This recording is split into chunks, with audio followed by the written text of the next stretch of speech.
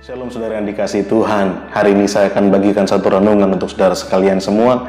Kiranya mampu menjadi kekuatan bagi kita dan semangat bagi kita menghadapi hari-hari yang Tuhan berikan untuk kita.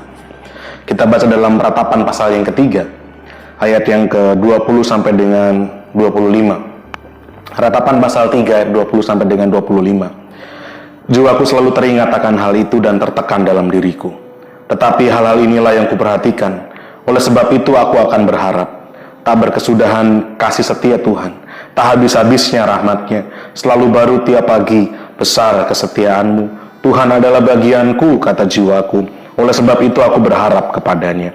Tuhan adalah baik bagi orang yang berharap kepadanya, bagi jiwa yang mencari Dia. Kalau kita baca ayat-ayat sebelumnya, kita akan menghadapi situasi pergumulan yang demikian berat, yang demikian sulit, yang menyesakkan, bahkan menghimpit, di mana akan sulit berkata kebaikan-kebaikan, akan sulit untuk melihat kebaikan-kebaikan, akan sulit untuk merasakan kebaikan-kebaikan di tengah situasi yang demikian menghimpit. Di ayat-ayat sebelumnya kalau kita baca. Tapi di ayat yang ke-21 dikatakan di sana, tetapi hal-hal inilah yang kuperhatikan. Tetapi hal-hal inilah yang kuperhatikan.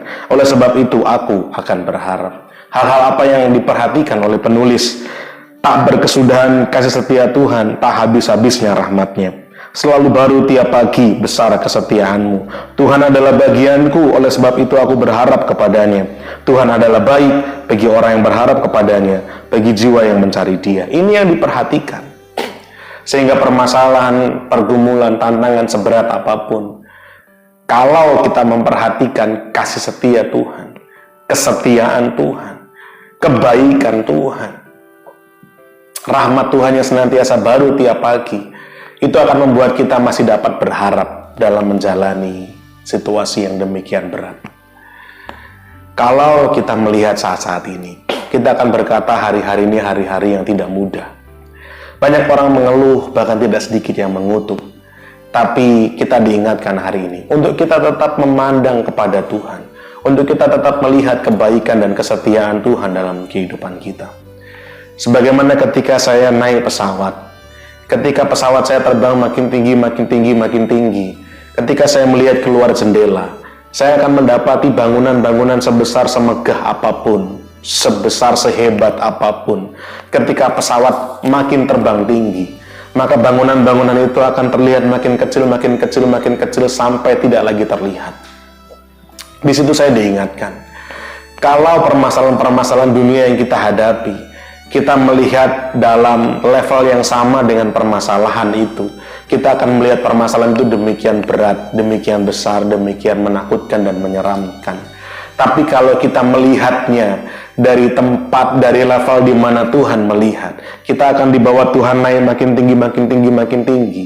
Kita akan dimampukan untuk melihat bahwa permasalahan-permasalahan yang tadinya kita rasa demikian berat dan menakutkan, ternyata terlampau kecil dalam pemandangan Tuhan.